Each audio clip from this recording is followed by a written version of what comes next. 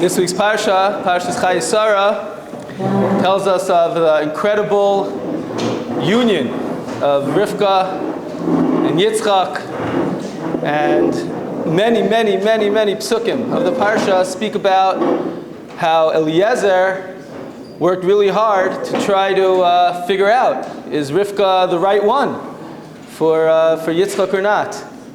And the pasuk goes on to show how Rivka passed all these tests, all these different investigations that Eliezer was performing in order to see if she was the right one for the holy son of Avram. And finally, yes, figured it out. This is the one. And she says she wants in, and the pasuk says that she got her presents, and they asked Rivka, "Do you want to go with this man?" She said, "Yes, I want to go." So Rivka's family sent him, Ves menikta, Ves eved Avram, Ves anashav. Vayivarchu es Rivka, vayomru la, Chosenu ata yil alfei revava, give her a bracha, Rivka. Thousands, tens of thousands, the future of the Jewish people should all come from you. Really a beautiful goodbye party. Vatakam Rivka v'narosev, vatirkavna lagmalim, and Rivka and her servants, her helpers, they're going now traveling on the camels. Okay, so they're going. They're going towards Yitzchak. They're going to meet Rivka's husband. And then out of nowhere, the pasuk says, V'yitzchak ba mibo be'er lachai ro'i v'hu yoshev be'er tanegev. Yitzchak pops into the story. V'yitzei Yitzchak lasuach basadeh. Yitzchak went out, Chazal tell us, to go daven mincha.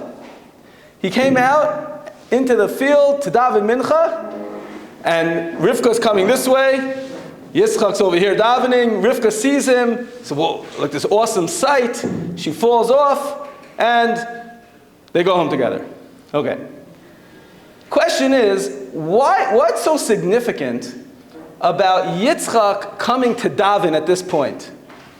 I get it.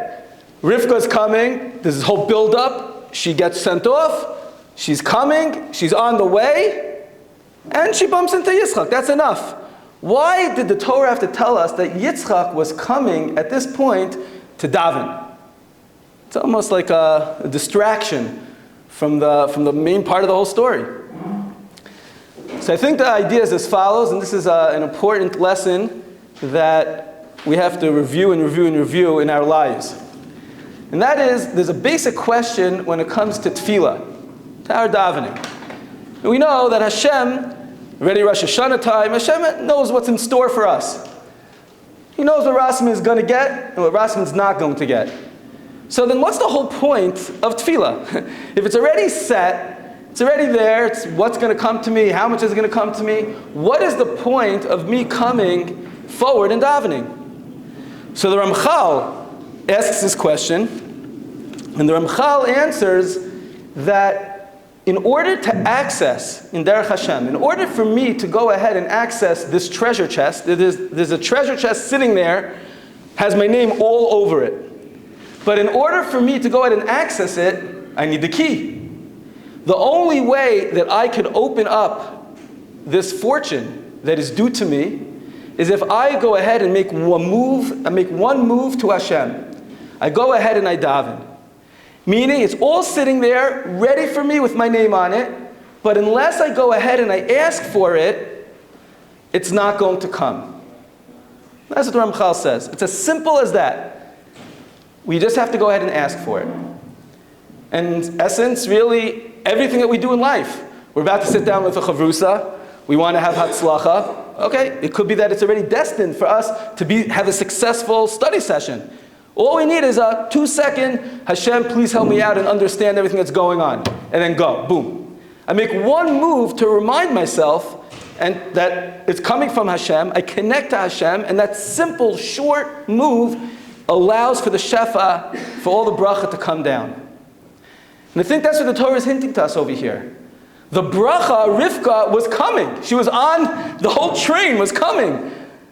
The camels, the people, they're all coming. It's coming. Like anyone that's watching on top knows, oh, they're coming to him. It's on its way. It's happening no matter what. But unless Yitzchak goes out, lasuach basadeh, unless he goes ahead and makes that move to daven, he'll never be able to take her home. It's as simple as that. Sometimes we get all lost in our tefillah. Baruch Hashem, we have an amazing, amazing siddur, super powerful, with layers upon layers of deep meaning in it. And anyone who has the schus to just study the siddur, just tap in to the incredible, incredible power, energy, and wisdom that the Anshe Knesset Gedolah, Nevi'im, prophets, put into every single word, it's amazing. But sometimes we get all caught up in this big book. It's a lot of words and a lot of things going on there. We forget that it's just a simple tefillah, a simple ask from Hashem, like the Rambam writes. It literally takes 3 seconds. Praise, ask, thank you, done. Finished. That's a tefillah. According to the Rambam, you fulfilled one of the 613 mitzvos. Check. It's very simple. But we get so much into the structure that we lose the heart. We lose the neshama that's inside the tefillah. And we have to remember every single thing that we're doing. Every move that we make. Every opportunity for a relationship. To play ball. To any success that we want to have. All we need is to make an ask to access the treasure chest, for it to come down and for us to be able to receive it. The Ramban actually writes this as well. Moshe Rabbeinu is sent on a mission. Hashem says, Moshe, you're the one that's going to go ahead, speak to Paro, and get the Jews out of Mitzrayim.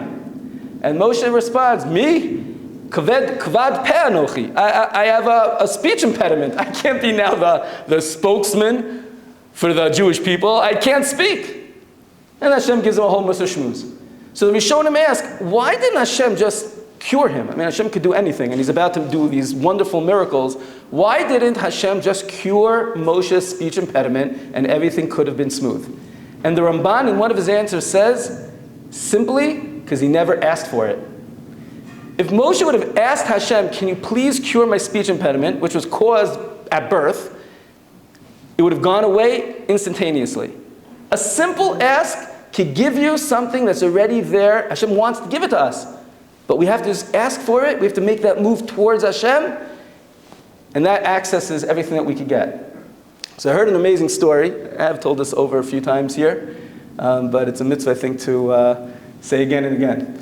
Anyway, here we're sitting in a very distinguished yeshiva, Baruch Hashem. And if you walk into the lobby of the World Center on the 4th floor, there's on the corner, there's this board, an electronic board that shows movies of Rav Noach Weinberg.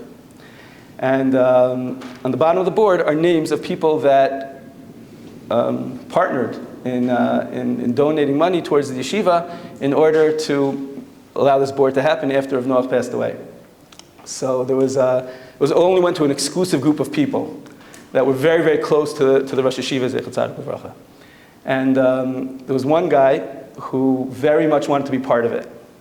It was like a dream of his to be part of it, like to be part of this like group of people that were really close to Rav Noach. And but he didn't have the money. He needed $100,000, and he didn't have the money liquid. So it was an issue, and it really bothered him. Like it was like a date; they had to put it up already, and he wasn't. So he couldn't commit. And it was bothering him. So he had a chavrusa once a week with a certain rabbi who they learned Amunah together. That was the topic that they had. So he opened up his chavrusa with this guy, with this rabbi, and he said to him, I'm having an issue with my Amunah here because I felt so close to Rav Noach. I had this relationship with him. I so badly want to be part of this thing, and just like Hashem doesn't giving me the money right now. So he said, did you ask Hashem for it? He said, ask Hashem for $100,000? Yeah, did you ask? He said, no, didn't even think about that. He said, well, why don't you go ahead and ask Hashem for the money? And he went ahead and I'm not sure how observant he is, but he went ahead and he davened Hashem to give him $100,000 so he could go ahead and give this money.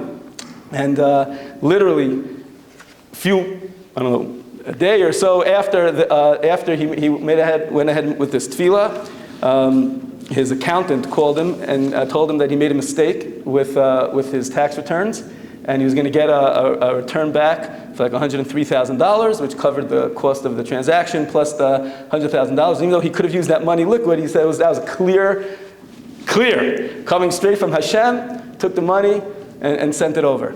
So I said this story over many years ago, and there was a Rebbe here, afternoon Seder Rebbe from Ramat Beit Shemesh, no longer is teaching here, and he said that he had an issue at the moment with a kablan of his. He was moving into an apartment, and they were doing a whole construction, and there was a whole conversation back and forth with what the deal was originally. So he had heard this story, and he said and he was sitting in the office with the kablan, with the contractor, and he said, you know, the only thing I didn't do yet, I argued my point back, I didn't daven yet. So he went ahead and he said a tefillah. Okay, I'm reading the letter that he sent me. Okay? 2 years ago, our new house was ready for us to move in. However, the contractor claimed we still owed him 80,000 shekel. So we hired a lawyer to help us. We decided to try settling out of court. The day we were to meet with the contractor, I sat down outside his office in Herzliya and recited Tehillim. I had done all my hishtadlus, so there was nothing more to do but daven. As I did so, I recalled, okay, Dvar Torah I had recently read by you, you wrote about the importance of davening for specific things. So I decided not only to continue saying Tehillim, but to put in a very specific request for help. I realized that the more specific I was, the greater my chances of receiving what I needed. So I asked Hashem to deduct 50,000 shekel from the 80,000 shekel. We sat down with the contractor, my lawyer presented our argument, it wasn't going so well. Then I suddenly got a surge of energy and laid everything out myself. The contractor heard our side and agreed to play around with some of the numbers, so retroactively we wouldn't owe as much. He went to his computer and came back 10 minutes later with our new balance. The difference between the first balance and the new one was approximately 53,000 shekel. The lawyer's fees were 3,000, so I saved exactly 50,000 shekel on the whole deal. You should have davened for 80. Okay.